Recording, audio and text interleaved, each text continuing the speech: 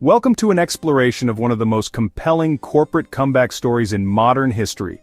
The remarkable turnaround of Ford Motor Company. This isn't just a tale of business strategy, it's a profound examination of leadership, innovation, and the enduring spirit of American manufacturing. Ford Motor Company, the house that Henry built, faced challenges almost from its very beginning in 1903. Over the decades, it wrestled with issues like a lack of product updates, a flawed corporate culture, and being overly dependent on the vision of Henry Ford himself. While the Model T revolutionized transportation, Henry Ford's resistance to change and failure to innovate eventually allowed competitors like General Motors to surge ahead. Even after World War II, under Henry Ford II, who brought in modernization and new management, challenges persisted. The success of the 1985 Ford Taurus, for instance, was a bright spot, but relying too heavily on single products created vulnerabilities. Internal power struggles and a shifting, often toxic corporate culture where strong personalities clashed became hallmarks of Ford's operations. Repeated financial difficulties plagued the company from the 1920s through the 2000s, necessitating strategies like debt management and layoffs with mixed success. Increased competition, particularly from Japanese automakers in the 1970s, highlighted quality concerns and the urgent need for Ford to adapt to changing consumer preferences for more fuel-efficient and reliable vehicles. Leaders like Jacques Nasser, who expanded operations aggressively, caused significant internal conflicts. By the early 2000s, facing product recalls and lawsuits, Bill Ford stepped in, seeking to regain control and guide recovery efforts. Bill Ford's takeover in 2001 was met with relief and optimism by employees, seen as a return to the company's core values. He took drastic actions to stabilize the company, including closing factories and cutting over 21,000 jobs. He eliminated executive excesses and refocused the company on its core business, manufacturing cars and trucks. Despite returning to profitability briefly by the end of 2002, skepticism from investors and analysts remained. Bill Ford struggled to build an effective leadership team, hampered by internal conflict between executives that persisted and affected productivity. While he promoted a culture of innovation and introduced hybrid vehicles, the fundamental business model, particularly in North America, faced major challenges. Market decline, intensified competition, and shifting consumer preferences away from SUVs and trucks eroded Ford's main profit drivers.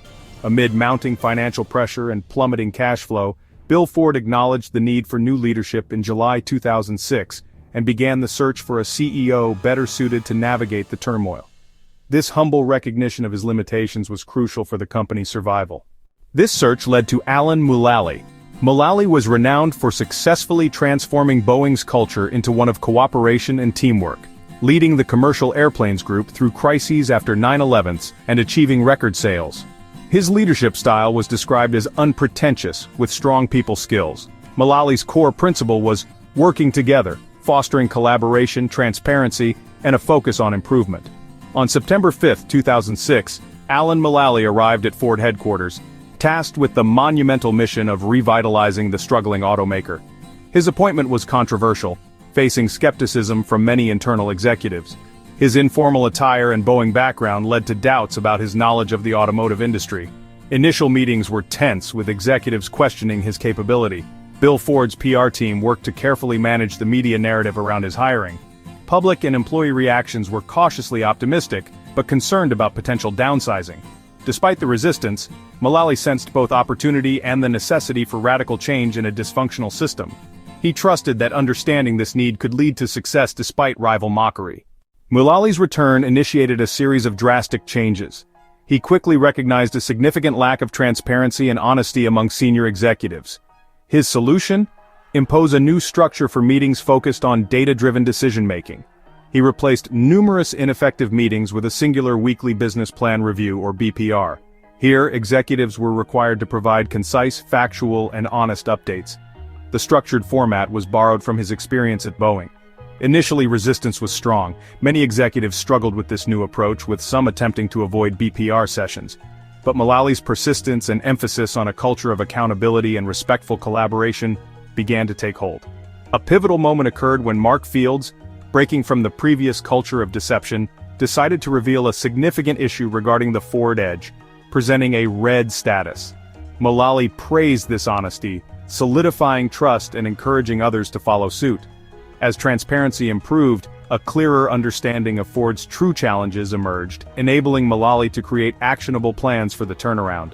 Mulally's plan was comprehensive, focusing on downsizing operations, addressing corporate culture issues, building a sustainable future, globalizing product development, and ensuring financial viability. He immersed himself in research, consulting experts, reading reports, and gathering consumer feedback, which highlighted dissatisfaction, but also a desire for Ford's revival. He analyzed competitors like GM and Toyota, recognizing the need for more effective business practices. He even evaluated existing internal plans like Bill Ford's Way Forward 2, leveraging elements that aligned with production capacity and product development needs.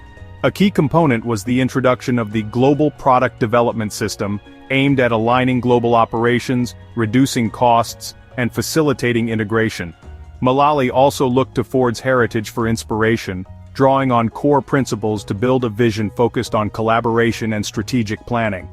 His strategy was encapsulated in the One Ford philosophy: one team, one plan, one goal.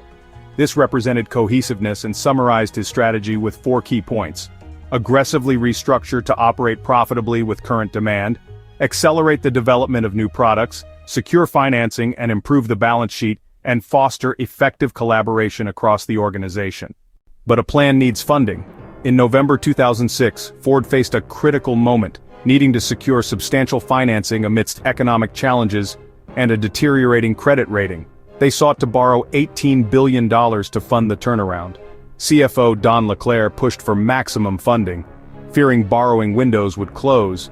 Ford's leadership, including Bill Ford, grappled with the bold decision to use significant collateral, nearly all domestic assets and subsidiaries, including the iconic Blue Oval itself, to prepare for negotiations.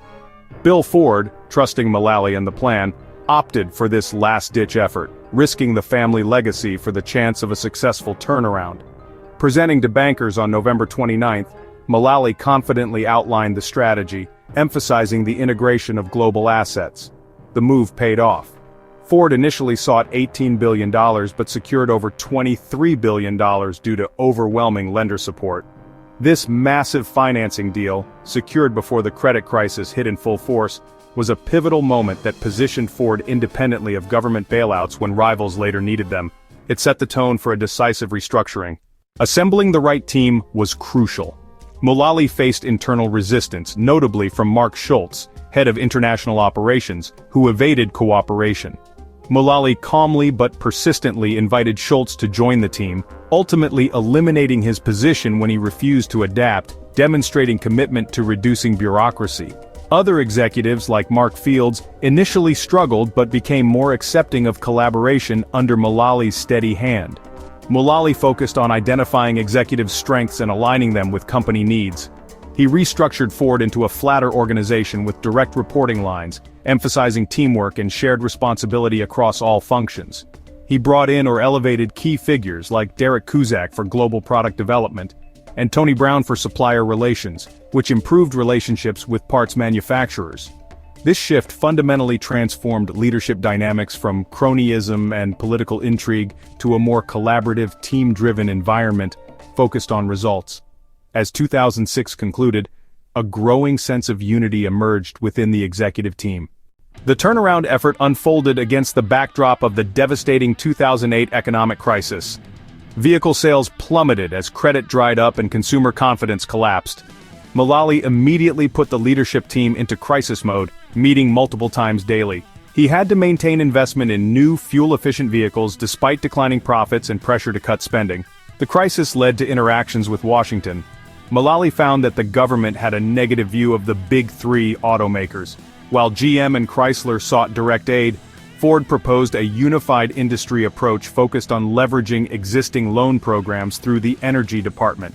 As the situation worsened, all 3 CEOs went to Washington to request emergency funding.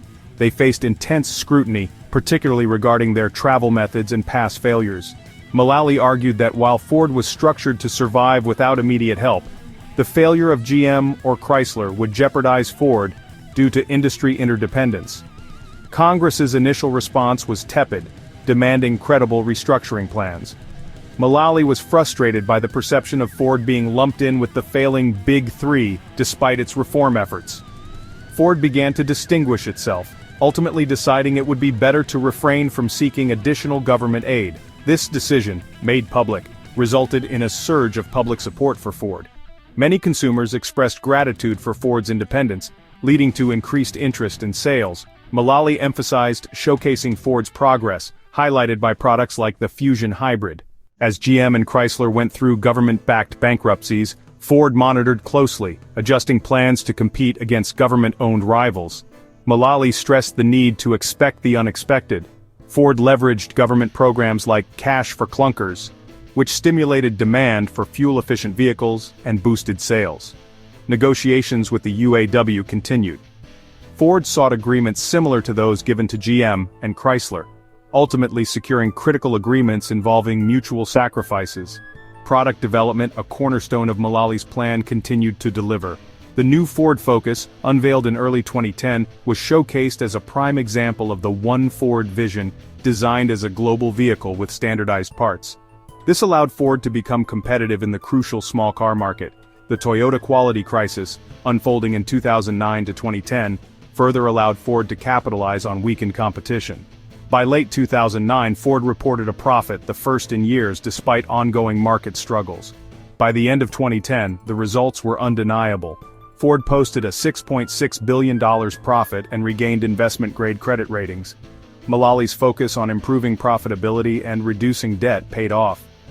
Ford had transformed from a company clinging to life on big trucks to making money across its lineup, from subcompacts to heavy-duty pickups. The turnaround was a testament not only to Alan Mulally, but also to other key players like Bill Ford, whose humility and support were crucial. Mullally's application of engineering and management skills fostered a unified direction and data-driven decisions. His leadership demonstrated the value of a compelling vision, a solid strategy, and the importance of nurturing emotional resilience. Cultural change, moving from infighting to teamwork, was crucial.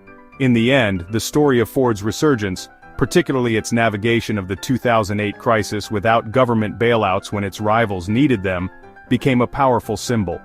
It underscored that through ingenuity, integrity, and a commitment to working together, American companies could still thrive, reinvent themselves, and overcome even the most daunting challenges.